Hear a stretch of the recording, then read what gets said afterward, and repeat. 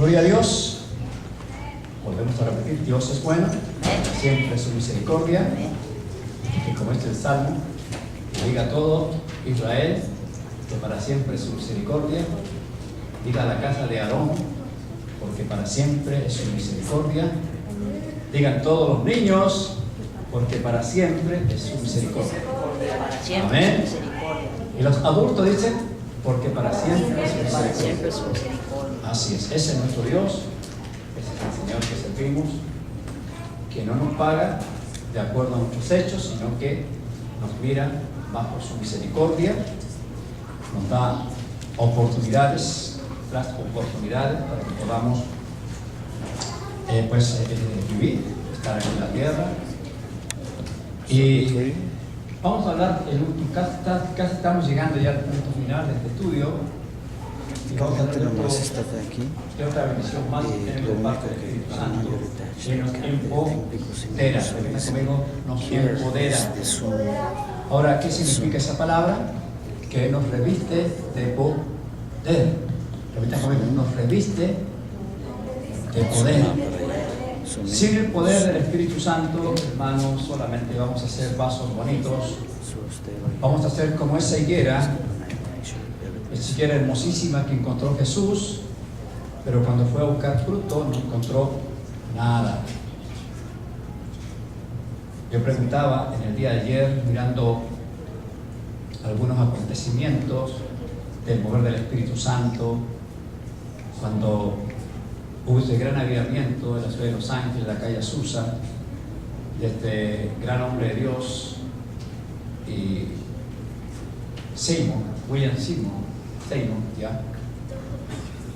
Un hombre nacido en las partes rurales del este. Según la historia dice que este hombre ni siquiera sabía leer ni escribir, y que solamente aprendió a leer y a escribir, ¿saben cómo? Leyendo la Biblia. ¿Será posible eso? Claro que es posible. No fue a la escuela, pero dice que mirando la Biblia, leyendo la Biblia, que el Espíritu Santo le dio el entendimiento para poder entender la palabra de Dios. Es difícil para una persona que no sabe leer cuando le interesa algo, ¿no? Pero cuando está ese amor, cuando está ese deseo, y más en las cosas de Dios, yo pienso que el Señor hace algo especial, como lo hizo con este gran hombre de Dios, que trajo un avivamiento tan grande aquí en los Estados Unidos, que fue mundialmente reconocido, ¿entiende? El avivamiento de Azusa. Y un hombre que peleó su convicción. Es importante saber que tú y yo debemos aprender a pelear nuestras convicciones, porque lamentablemente a veces el hombre pues tiene sus ideales, pero con mucha facilidad el hombre también los puede perder. ¿Por qué? Por falta de convicción. Cuando tienes convicción de algo, nadie te puede mover de lo que tú crees, de lo que tú tienes en tu corazón. En este caso, nos podemos dar cuenta de que eso debería ser el deseo de cada uno de los hijos de Dios. Yo comentaba con mi esposa en el día de ayer, le decía, qué tremendo sería de que estos avivamientos que se hacen en diferentes lugares, vamos a decir, ¿por qué no? Estos hombres de Dios que han sido empoderados por el poder del Espíritu Santo, que Dios ha usado en estos tiempos, como la Catherine Kuhlman. Tenemos a tantos hombres de Dios que lo han usado de gran manera, con milagros, con señales, con prodigios. Y qué hermoso sería de que todos nosotros, todos los hijos de Dios, nos dejáramos guiar, empoderar por la presencia del Espíritu Santo. Siempre en el tiempo la historia nos ha comentado, inclusive desde el mismo día que Jesús pisó la tierra, del momento que Él comienza su ministerio, nos damos cuenta de que Él encontró oposición por la gente, digamos, religiosa, los ortodoxos, y siempre estuvieron, digamos, oponiéndose a lo que Él decía, a lo que Él enseñaba. Y esto es algo, vamos a decir, común, normal, podríamos decir normal, entre comillas, de que siempre cuando se habla la verdad se va a encontrar oposición. Jesús mismo la encontró. Recuerda, y esa oposición fue la que lo llevó a la cruz y la que lo crucificó. Pero había una convicción en Jesús. Él venía a hablar, Él venía a enseñar la verdad. Y a veces cuando uno enseña la verdad encuentra oposición también. Siempre van a haber, digamos, adversarios, como los tuvo Nehemías también. ¿Se recuerdan? Nehemías también tuvo adversarios cuando iba a reconstruir el muro de Jerusalén. Entonces vemos de que siempre cuando una persona está con el propósito de llevar o predicar o decir la verdad, siempre va a encontrar oposición. Y es lamentable que a veces esa oposición se encuentra dentro de la misma familia, dentro del mismo núcleo. Qué lindo sería, yo le decía a mi esposa, de que así, ¿por qué no más uno? ¿Por qué no toda la iglesia fuera empoderada por el poder del Espíritu Santo? Esos avivamientos que se hacen de vez en cuando, una vez al mes, en diferentes lugares, en diferentes países, que eso fuera realmente todos los domingos o cada vez que estuviéramos en la iglesia, que pudieran verse los milagros, señales y prodigios que Dios quiere hacer en medio de su pueblo.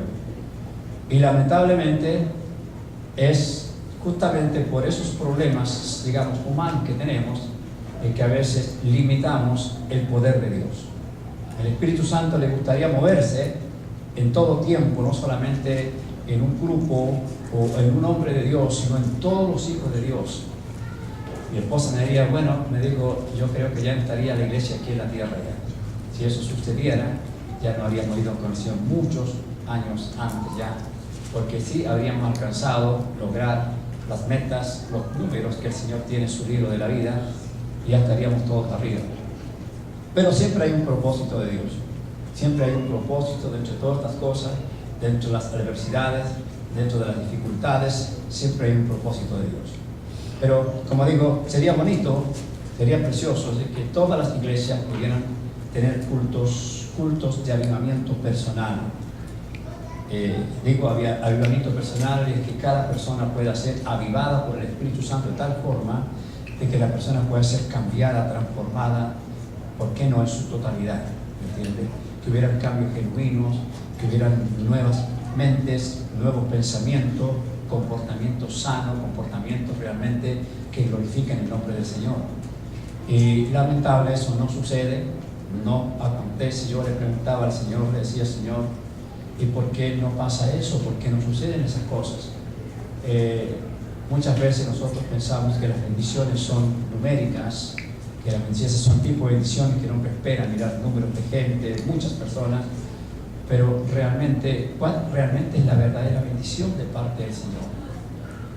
Entonces nosotros pensamos que un avivamiento es ver iglesias llenas con gente, pero el verdadero avivamiento, de acuerdo a lo que nos dice la palabra, es cambio, transformaciones de vida, de corazones, de personas, que sean cambiadas, transformadas, que puedan llegar a la casa de Dios sabiendo que hay un Dios que los va a transformar, que hay un Dios, una presencia divina que los convence de sus pecados, de juicio y justicia, que quiere cambiar, quiere transformar, quiere provocar mentes nuevas, corazones nuevos, que quiere hacer también, ¿por qué no?, cambios físicos, transformaciones, poner, digamos, hacer y lograr, manifestar milagros creativos. O sea, todas esas cosas el Espíritu Santo las hace, Él es el que las hace. Pero a veces por nuestra, digamos, forma de pensar, ¿por qué no?, a veces estamos tan limitados y confundimos que el conocimiento teológico total nos va a llevar a un conocimiento más claro del Señor, cuando solamente es algo que nos va a enseñar acerca de Dios, pero no nos va a hablar realmente de Dios. Yo estoy de acuerdo y me gusta y siempre lo he hecho, estudiar, aprender, prepararme, es importantísimo, pero es lamentable que dejamos a quien puede cambiar y provocar el cambio, que es el Espíritu Santo. ¿Entiendes? Y eso es justamente lo que Jesús quiere, porque para eso le dejó al Espíritu Santo aquí, para que Él pueda darnos el poder, darnos la sabiduría, darnos la gracia, darnos la revelación, educarnos, guiarnos, fortalecernos, para que realmente el cristiano tenga una verdadera vida que realmente testifique que es hijo de Dios. Por eso es que el Espíritu Santo es el único que puede llevar ese cambio. Yo lo que hemos estado hablando durante todo este tiempo, que solamente Él es el único que nos puede ayudar a cambiar. Él es el único. El cambio que hemos recibido, el cambio que estamos experimentando hasta este día, es un cambio limitado, que podría ser más amplio, si realmente dejáramos que Él, el Espíritu de Dios, lograra ese propósito por el cual Él está aquí en la tierra. Ese es el propósito del Espíritu Santo. Recuerden que les dije, Él lo único que quiere es glorificar el nombre de Jesús. Lo único que quiere es levantar el nombre de Jesús.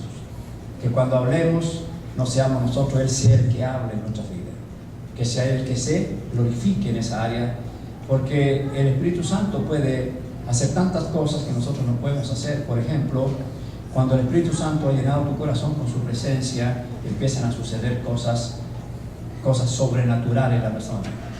¿Por qué razón? Porque empiezan los cambios, empieza la transformación que le dice, empieza a experimentar lo que es realmente la verdadera santidad en el hombre. Porque Él es el que santifica, Él es el que nos limpia, nos convence, Él es el que nos redarguye, Él es quien nos consuela. Él da todas las cosas para que haya o se provoque un cambio completamente en el corazón de los hombres. Nadie más lo puede hacer, no lo pueden hacer las palabras. Aún la Biblia, si la Biblia no está empoderada por el poder de Dios, podremos tener el conocimiento de este libro, pero ese conocimiento no nos va a cambiar, no nos va a transformar. Solamente el Espíritu de Dios es el que trae y le da vida a este libro, y es el que le da vida a nuestra vida espiritual cuando nosotros lo dejamos que Él haga la obra y Cristo sea glorificado en nuestras vidas. Hechos capítulo 1, versículo 8, nos dice lo siguiente, ya lo hemos leído, muchos se lo saben aún de memoria, pero es lamentable que muchas veces podemos saber cosas de memoria, pero no las entendemos porque no las practicamos. Recuerde que para poder entender algo, usted tiene que experimentarlo. No podemos guardar cosas en la mente, tenemos que tenerlas siempre dispuestas para poder usarla en el momento que la necesitamos. Dice bien claro que la palabra de Dios es la espada que tenemos para pelear, para defendernos contra las adversidades, contra el enemigo, y es la forma como el Espíritu Santo la aplica cuando nosotros la necesitamos para poder pelear y poder defendernos de las acechanzas del enemigo. Dice el versículo 8, si lo tienen, dice, pero recibiréis poder, fíjense, no dice recibiréis regalos, dice no, recibiréis poder cuando haya venido sobre vosotros el Espíritu Santo. O sea, nos podemos dar cuenta aquí que el poder no es lo que a veces pensamos nosotros, que a veces creemos que son los dones o que a veces son algunos atributos que recibimos del Espíritu Santo, sino que sencillamente cuando el poder de Dios empieza a gobernar tu vida de tal forma que tú primeramente eres el primero en darte cuenta de la necesidad de ese cambio. ¿Entiendes? No podemos provocar, llevar cambio a otras personas si nosotros no sabemos que nosotros necesitamos ser cambiados y transformados primero. Cuando empezamos a experimentar esto, entonces empezamos a darnos cuenta que hay un poder sobrenatural en nosotros, la presencia de Cristo, el Espíritu Santo, glorificando a Jesús en nuestras vidas, en nuestras debilidades, como dijimos el domingo. ¿Se recuerdan? Que es importante de que para que nosotros podamos entender el propósito de nuestra estancia aquí en la tierra, por qué hemos sido llamados, para qué hemos sido llamados, tenemos que tener claro que hemos estado llamados para combatir, para pelear, para conquistar, pero primeramente debemos comenzar con nosotros mismos. Si no nos conquistamos nosotros primeramente, no podemos conquistar a nadie. Si no cambiamos nosotros, no podemos llevar palabras de transformación a otras personas.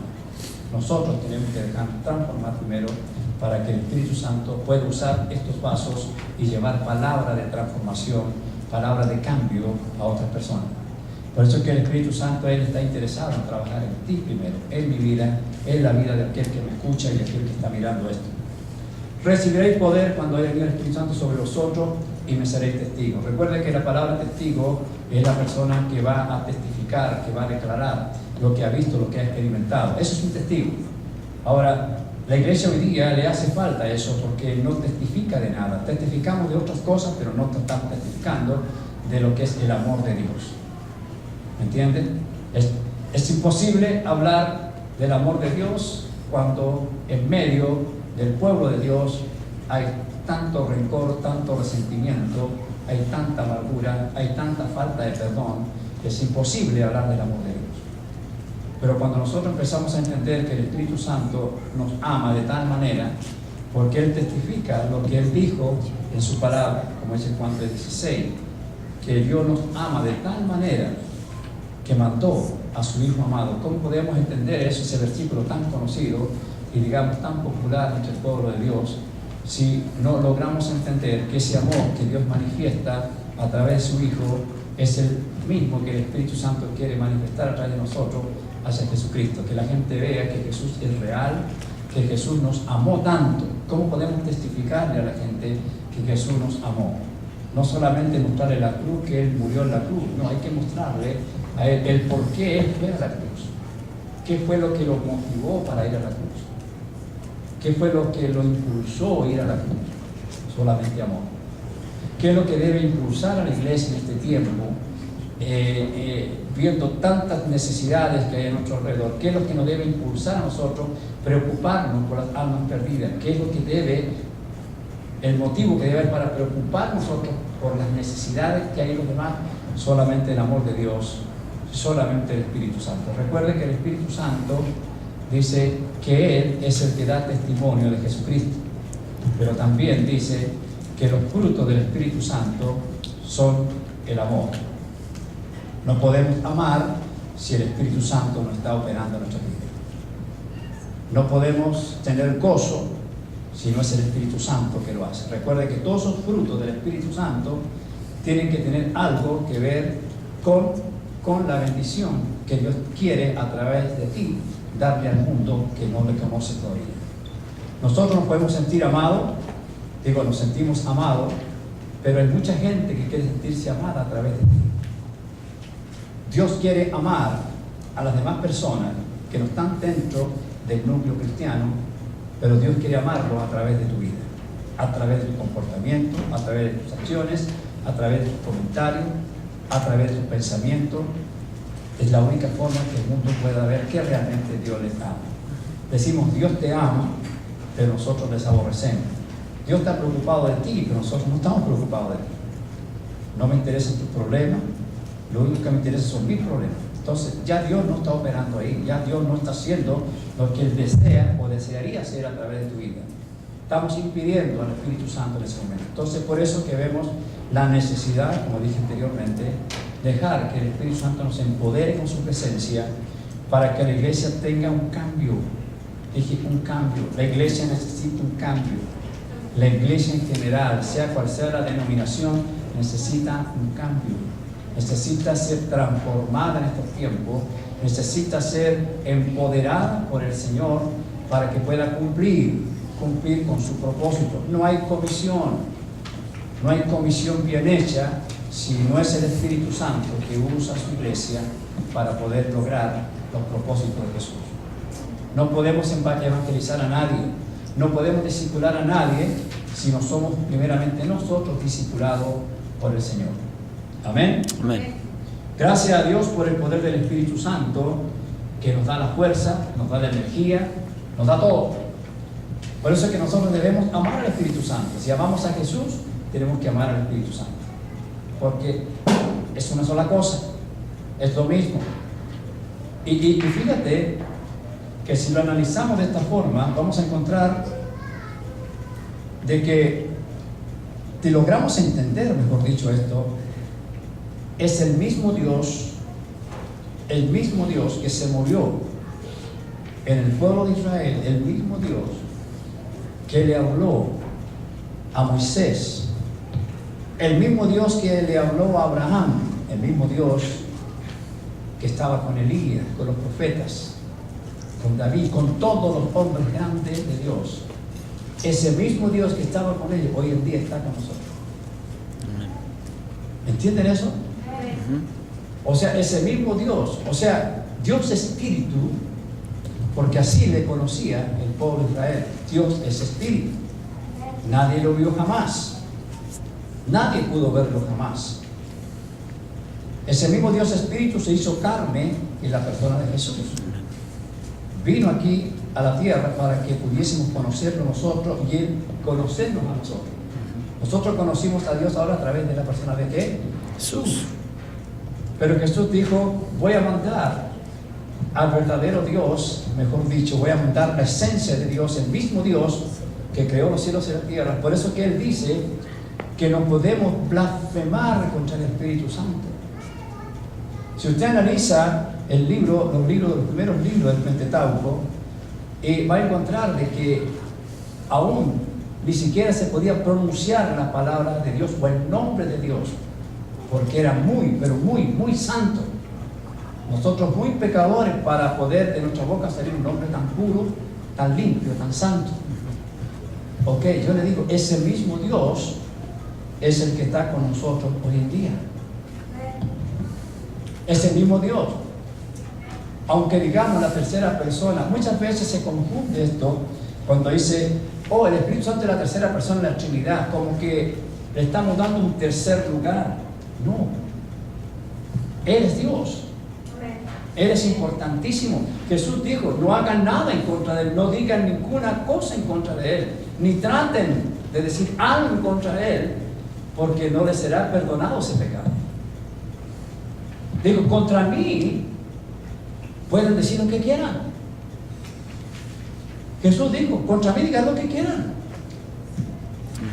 Decían que Jesús era comilón, que tomaba con la gente del pueblo, que se enojaba. Decían todo lo que quisieran, digan todo lo que quieran de mí, decía Jesús, pero no toquen, no hablen nada en contra del Espíritu Santo, porque ese es el Dios mismo. Es el mismo Dios, esa misma esencia divina que está en los cielos, que se manifestó en esa zarza cuando estaba hablando con Moisés, ese mismo Dios que se le manifestó a Elías cuando estaba escondido de Jezabel, ¿se recuerdan? Que pasó y le dijo, vas a ver mi espalda, pero nada más de ahí no vas a ver nada más. O sea, podemos darnos cuenta de que el Espíritu Santo, hermano, es algo más poderoso de lo que nosotros creemos.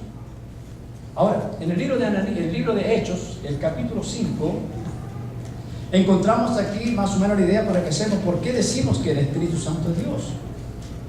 Mire, el versículo 5, búsquelo, Hechos, versículo 1 hacia abajo, dice: pero cierto hombre llamado Ananías, con Zafira su mujer, vendió una heredad y sustrajo del precio, sabiéndolo también su mujer, dice, trayendo solo una parte, la puso a los pies de los apóstoles. Y dijo Pedro a Ananías: ¿por qué llenó, dice, Satanás tu corazón para que mintieses al Espíritu Santo y sustrajeses del precio de la heredad, reteniéndola? ¿No se te quedaba a ti? Y vendida, ¿no estaba en tu poder? ¿Por qué pusiste esto en tu corazón? Dice, no has mentido a los hombres, sino a Dios. Si usted dice el contexto, va a encontrar de que Ananías quiso mentir al Espíritu Santo. Le quiso mentir al Espíritu Santo. Y dice, cuando uno quiere mentir al Espíritu Santo, no le está mintiendo a nadie humano, le está mintiendo ¿a qué? A Dios. Ahí dice la palabra. No le has mentido a los hombres. O sea, no nos has mentido a nosotros, le está diciendo. A los apóstoles que estamos aquí, no. Le has mentido a Dios. O sea, en otras palabras, el Espíritu Santo es Dios. Amén. ¿Entiendan esto? El Espíritu Santo es Dios. Amén. Pero es lamentable que la gente ama a Dios, pero no lo deja actuar. Ama a Dios, pero no quiere que Dios gobierne su vida. Y decimos que Él es el Señor. Decimos que Él es nuestro Rey. Pero no lo dejamos que actuar. No lo dejamos que haga lo que Él quiere hacer, que es mejor que lo que nosotros podemos hacer. Recuerda, cuando estamos gobernados por el Espíritu Santo, estamos bajo la teocracia de Dios. Repita conmigo, teocracia. Teocracia. Hermano, desearíamos, yo deseo estar en esa teocracia, deseo estar ya en esa teocracia de Dios. Y Dios nos da a ti y a mí y a todos los que nos están escuchando, mirando, ser parte de esa teocracia aquí en la tierra. Porque cuando vamos al cielo, vamos a estar totalmente en la teocracia de Dios, que es el gobierno de Dios. Pero también tenemos la oportunidad que en la tierra de poder participar de esa teocracia. ¿Y cómo que podemos participar? Sencillo, cuando Él es el que gobierna nuestra vida. Hoy el mundo se mueve por la democracia. Cada país tiene su presidente. Cada país a lo mejor tiene todavía alguna monarquía, algún país monarco, donde hay un rey que gobierna. Y lo que dice el presidente, lo que dice el rey, es lo que se hace. Porque está bajo esa democracia o esa monarquía. Nosotros estamos bajo la teocracia de Dios si permanecemos en la voluntad de Dios. Fíjese qué interesante, cuando usted está en la teocracia de Dios, hermano, Dios es el que lo defiende. Dios es el que lo cuida. Dios es el que lo protege, el que lo fortalece. Ahora, escuchen esto. ¿Por qué? ¿Por qué razón? ¿Por qué razón es que la iglesia de Cristo en este tiempo no puede experimentar los milagros, no puede experimentar los milagros en plenitud? No ciertos milagros, milagros en plenitud. Cuando el pueblo de Israel estaba bajo la teocracia de Dios, había milagros, ¿sí o no? Amén. ¿Aló? ¿Están conmigo? Amén. Díganme, a ver fuerte, más sentido. ¿Había milagros o no había milagros? Amén. Claro, lo experimentamos, lo vimos en la Biblia, lo dice del problema de la esclavitud a la salida de Egipto, los 40 años en el desierto. ¿Qué Dios no hizo por su pueblo? Hasta cuando entra Josué a la tierra prometida, encontramos que aún estando bajo la teocracia de Dios, dice que su pueblo fue que bendecido. Ellos nunca se preocuparon por enfermedades. Nadie se murió de enfermedad por 40 años. Nadie pasó hambre por 40 años. Nadie tuvo que ir a trabajar para comer por 40 años. ¿Me están escuchando? Nadie se preocupó ni siquiera de ir a la escuela, ni de crear o proyectar una profesión. Nadie tenía necesidad de nada. Comían que no les enfermaba. No había colesterol, no había sodio, todos los problemas que tenemos hoy en día a consecuencia del cambio que hizo el hombre, de cambiar a Dios por el hombre. No había necesidad de comprar ropa, no había necesidad ni siquiera de lavar la ropa porque en el desierto no había agua. No tenías que mandar la ropa a la tintorería tampoco. No tenías que preocuparte por la gasolina y qué sé yo, nada. Es que cuando el hombre empiece a entender y a comprender que cuando está bajo la teocracia o bajo el gobierno de Dios, no necesitas nada, Él todo lo suple. Y que Él todo lo suple. No le suplió al pueblo de Israel por 40 años en el desierto.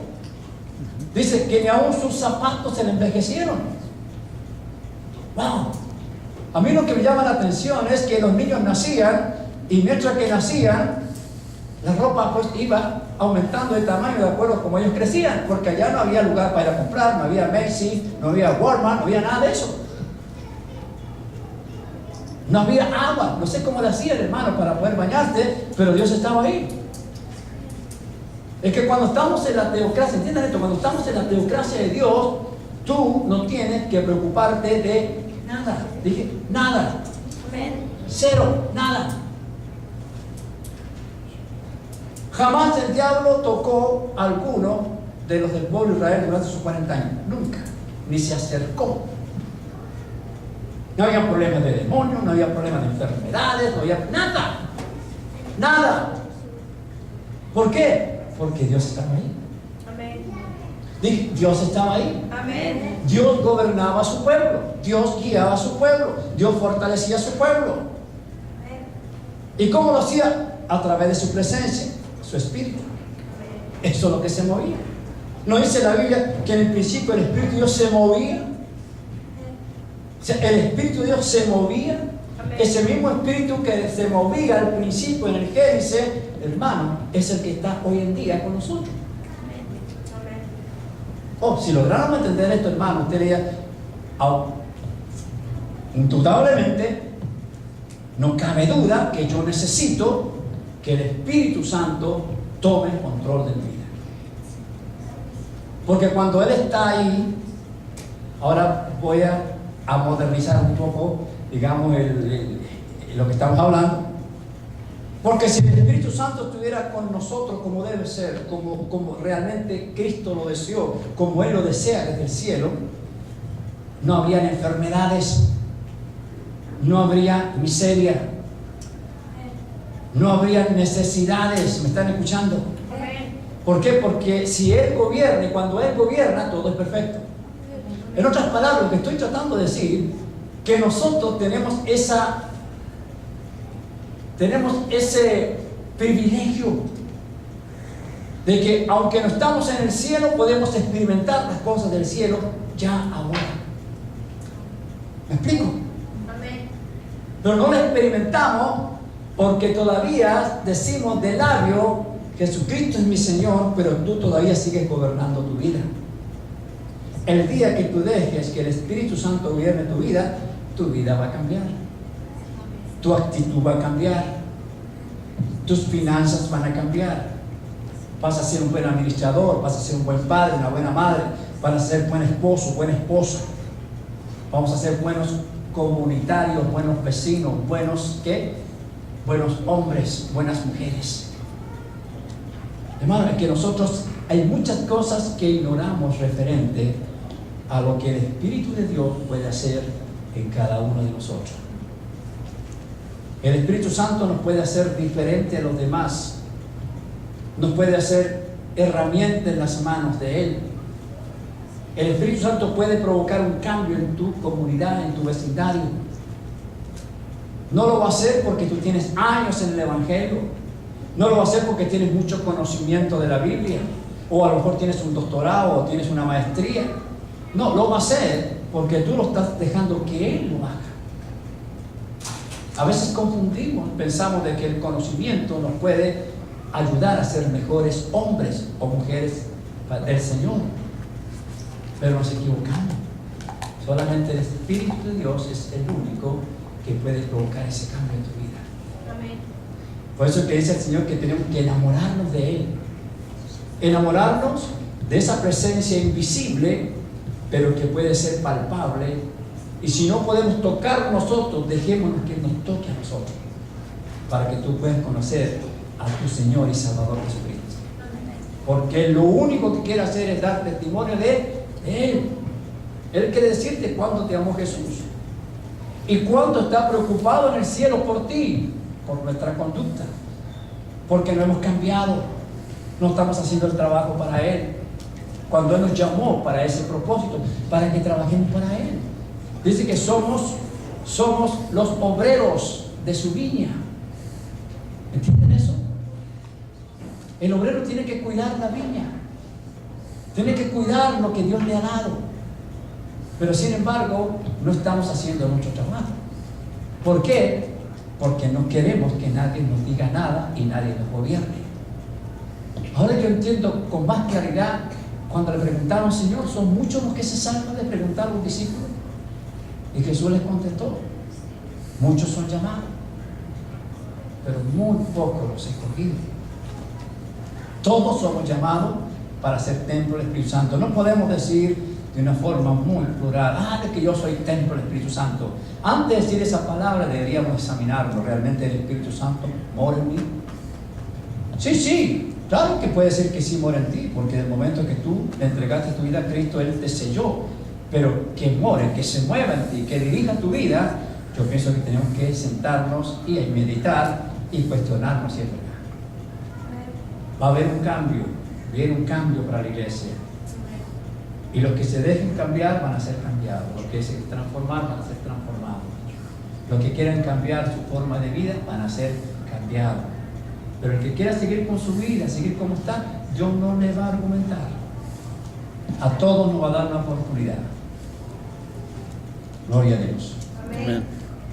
El Espíritu Santo dice que también intercede por nosotros. Intercede por nosotros. Es el Espíritu, hermano, de oración e intercesión, el que nos ayuda a pedir como conviene. Como podemos ver, el Espíritu Santo es el mejor amigo con el que podemos contar. Él es para nosotros como lo fue Jesucristo para sus discípulos. Y nosotros debemos ser para Él como los discípulos fueron para Él. ¿Entiendan esto, hermano? Jesús está en medio nuestro. Dije, Jesús está en medio nuestro, ¿por qué no lo amas? ¿Por qué no le obedecemos? ¿Por qué no le adoramos? Tendremos que verlo corporalmente para creer en que realmente tenemos el espíritu de Tomás o tenemos el Espíritu Santo en nosotros. Recuerden que Tomás, estando con Jesús, dijo, no, si yo no veo, no meto las manos en su costado, veo sus manos dañadas, sus pies, no creo que Jesús resucitó. Ese espíritu es el que gobierna hoy en día en las iglesias, ver para creer. Pero nosotros debemos confiar que el Espíritu Santo es Cristo. Cristo es el Espíritu Santo. No hay otra cosa. Hay alguna cosa importante que quiero mostrarle aquí. Algunas cosas sencillas, yo creo que ya vamos un poquito más allá. El ministerio del Espíritu Santo. Primeramente encontramos que convence, regenera, habita, bautiza, sella, da dones, empodera. Vamos a buscar la Biblia para que podamos entender esto con más claridad. Primeramente, el Espíritu Santo está para convencer. A veces nosotros queremos predicar el Evangelio queriendo convencer a la gente con nuestro conocimiento o a lo mejor nuestra capacidad teológica que tenemos y empezamos a hablar cosas que a lo mejor sí son realmente de peso, pero si esas palabras no las respalda el Espíritu Santo, sencillamente nos vamos a encontrar hablando palabras, solamente palabras. Hay gente que habla mucho pero no convence, ¿entienden? Ahora, cuando dejamos que el Espíritu Santo, ¿cómo sabemos que el Espíritu Santo puede usar tu vida? ¿Cómo sabemos cuándo el Espíritu Santo se va a mover en tu vida? ¿Cuántos se han preguntado eso? ¿Cómo yo sé que el Espíritu Santo se va a mover en mi vida o cuándo el Espíritu Santo me va a usar aquí en mi vida? Es sencillo. Cada vez que tú hablas su palabra, escuchen, cada vez que tú hables su palabra, Él la respalda. Él no respalda nada más que no sea su palabra. Por eso podemos hablar muchas cosas bonitas, muchas cosas que pueden llamar la atención y que te pueden dejar, wow, como bonito, qué bonito que habla. Pero eso no convence, eso no transforma. Pero cuando tú hablas la palabra que Él dijo, por ejemplo, usted puede decir muchas cosas, pero si no hay palabra en ese momento, sencillamente van a ser palabras. Por ejemplo, cuando dice que Él nos convence, en el libro de Juan capítulo 16, 8 al 11, dice así, y aquí es cuando viene usted a entender qué es lo que respalda el Espíritu Santo en sí. Dice, cuando venga, Él convencerá al mundo de pecado. Dice, cuando Él venga, convencerá al mundo de pecado, de justicia y de juicio. Ahora, esta palabra que yo estoy diciendo, Él la está respaldando. ¿Por qué? Porque yo estoy diciendo su palabra. Estoy predicando su palabra. No estoy diciendo yo que cuando venga fulano de tal los va a convencer a ustedes, o cuando vayan para afuera vayan a convencer al mundo. No, cuando venga el Espíritu Santo. Ahora, el Espíritu Santo ya vino, ya. Está en el creyente, está en aquel que se ha lavado con la sangre de Cristo. O sea, tú tienes al Espíritu Santo, pero lo que hace falta a veces es palabra del Espíritu Santo para que la respalde. Todo lo que hablemos, que está escrito en este libro, todo lo que digamos, todo lo que comentemos, que esté en este libro, Él lo va a respaldar. Amén. ¿Me están escuchando? Amén. Dice, de pecado, de justicia y de juicio. De pecado dice, por cuanto no creen en mí. De justicia, por cuanto voy al Padre, dice Jesús, y no me veréis más. Y de juicio, por cuanto el príncipe de este mundo ya ha sido juzgado. Estamos hablando de que Jesús le está diciendo a los discípulos por qué es necesario que venga el Espíritu Santo. Porque es importante dejarlo a Él que haga la obra. Que seamos nosotros solamente sus herramientas, sus conductos o esos puentes para que Él pueda manifestarse, pero en sí no somos nosotros los que hacemos la obra, es Él el que hace la obra. Amén. Amén. Hay que dejarle a Él que haga la obra. Tú haces la obra, te cansas, te aburres, te desanimas. Pero cuando Él la hace, tú te sientes bien porque solamente tú eres un conducto, eres una herramienta en las manos de Él, y Él no se va a cansar de hacer el trabajo porque solamente está usando tu vida, está usando tus manos, usando tu boca, usando tus pies, usando tu cuerpo para poder llevar el mensaje. Y se hace más fácil. Hay gente, hermano, que dice, ya me aburrí, que ya creo que ya tiro la toalla. Claro, ¿por qué? Porque estamos haciendo nosotros las cosas. Pero cuando Él la hace a través de tu vida, tú te das cuenta que tú no te vas a ¿qué? A desanimar. Porque solamente tú estás siendo una herramienta en las manos de Dios. Tú no estás haciendo nada. Lo único que estás haciendo es dejarlo que Él haga la obra, es todo. Como dije anteriormente, si la iglesia actual, la iglesia en general, dejara que el Espíritu Santo haga la obra a través de ella, hermano, ya habríamos alcanzado el mundo. Dice, de pecado por cuanto no creen en mí, dice Jesús. De justicia por cuanto voy al Padre y no me veréis más. Y de juicio por cuanto el príncipe de este mundo ya ha sido juzgado. Dice que el Espíritu Santo regenera. Repita conmigo, regenera. Él le da a la persona la vida espiritual, como es nacer de nuevo. Vaya al libro de Tito. Tito es, ¿no? Amén.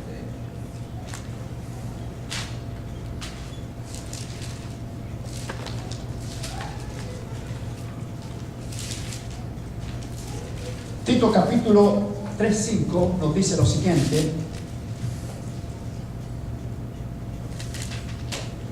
nos salvó, dice, no por obras de justicia que nosotros hubiéramos hecho, sino por su misericordia. Amén. Por el lavamiento y de la regeneración y por la renovación. ¿En qué? En el Espíritu Santo. Cuando aceptamos a Cristo como Señor y Salvador, Él entra en el corazón del creyente y es Él el que nos regenera. Porque el hecho de confesar a Cristo con nuestra boca, estamos declarando nuestro pecado, nuestro arrepentimiento, y nos lavamos con la sangre que Él derramó en la cruz del Calvario. Eso se llama justificación. Él nos justifica, nos limpia ante la presencia del Padre con su sangre. En otras palabras, nadie puede ser hijo de Dios si primeramente no entra en el proceso de lavamiento de la sangre del Cordero en favor de la persona. Nadie puede llamarse hijo de Dios. Por eso es que es importante, esencial, que cada persona debe confesar a Cristo, confesar sus pecados, arrepentirse y lavarse con esa sangre preciosa que Cristo derramó en la cruz del Calvario. Sin eso, el Espíritu Santo no puede entrar a hacer el cambio, a regenerar a la persona. ¿Me entienden? Por eso que hay muchas personas que emocionalmente, muy emocionadas, hacen declaraciones, pero no permiten que entre el Espíritu Santo a la persona, porque algo no está claro, algo no está, digamos, bien hecho en ese momento. Por eso que uno tiene que hacerlo de corazón. La entrega a Cristo tiene que ser de corazón. Tiene que uno reconocer que está mal, que necesita perdón, necesita que alguien lo perdone, que alguien tenga misericordia de él. ¿Entiendes? Cuando tú estás en eso, te estás dando cuenta que el Espíritu Santo te está convenciendo a ti de pecado, que tú necesitas un Salvador. Recuerden que el Espíritu Santo es el único que nos hace ver la necesidad de un Salvador. Dice, nos salvó no por obras de justicia que nosotros hubiéramos hecho, sino por su misericordia, por el lavamiento de la regeneración y por la renovación en el Espíritu Santo. ¿Se dan cuenta, hermanos, qué importante es el Espíritu Santo en el creyente? Si usted se siente aburrido, se siente abatido, se siente desanimado, y usted es hijo de Dios, dígale al Espíritu Santo que usted lo necesita. Háblele con él, dígale, te necesito, Señor. Me doy cuenta que a lo mejor te tengo en mi corazón, pero jamás yo te he dicho, te necesito que me ayudes. Hay muchos cristianos que tienen al Espíritu Santo en su corazón, pero nunca le han declarado la necesidad que tienen de él. Es como decir, la persona sabe que tiene calefacción en su casa, pero pasa frío todo el invierno. Todo el invierno pasa frío, porque no sabe cómo prenderla, o no sabe que tiene calefacción o heater, como dicen en su casa. Otros que pasan calor todo el verano, porque nunca han prendido el aire acondicionado. Así está el pueblo de Dios. Tienen el Espíritu Santo que los puede ayudar, pero no le dicen que le ayude. Tienen el Espíritu Santo para que los consuele en los momentos de depresión o los momentos de necesidad, pero nunca le dicen ayuda al Espíritu Santo. O sea, lo tienen, pero no lo están usando. Es un problema crónico que hoy en día hay en las iglesias de Cristo. Dice, Él habita. ¿Correcto? Habita. Él toma residencia permanente en aquellos que son nacidos de nuevo. Todos los que han sido regenerados, el Espíritu Santo dice que entra en ellos, habita. Por eso que dice 1 Corintios capítulo 6, 19. ¿O ignoráis que vuestro cuerpo es templo del Espíritu Santo, el cual está en vosotros? Dije, el cual está en vosotros. Amén. Bueno, el Espíritu Santo tú lo tienes si eres creyente, pero puede pasar desapercibido en tu vida porque nunca le dices que te ayude. Dice que somos templo del Espíritu Santo. Dice, el cual está en vosotros, el cual tenéis de Dios y que no sois vuestros. Voy a parar ahí. Si nosotros logramos entender de que si hemos reconocido a Jesucristo como el Señor y Salvador de nuestras vidas, tenemos que entender este texto, pero claro. Tenemos que entender que del día que tú lo confesaste, del día que tú lo recibiste como Señor y Salvador de tu vida, tienes que saber claro de que ya tú no te perteneces a ti mismo, sino que soy de Cristo. Ahora, los dejo para que mediten esto. ¿Realmente nos comportamos como propiedad de Cristo? ¿Realmente actuamos como propiedad de Cristo? ¿O seguimos siendo nuestros propios dueños de nuestros propios hábitos y nuestras propias costumbres? Pregúntate eso, porque tú necesitas urgentemente, la iglesia necesita urgentemente dejar que el Espíritu Santo provoque ese cambio en nosotros. Vamos a orar. Vamos a darle gracias al Señor. Te damos gracias, Dios mío. Te damos gracias por tu misericordia. Te damos gracias por tu paciencia. Te damos gracias, Padre,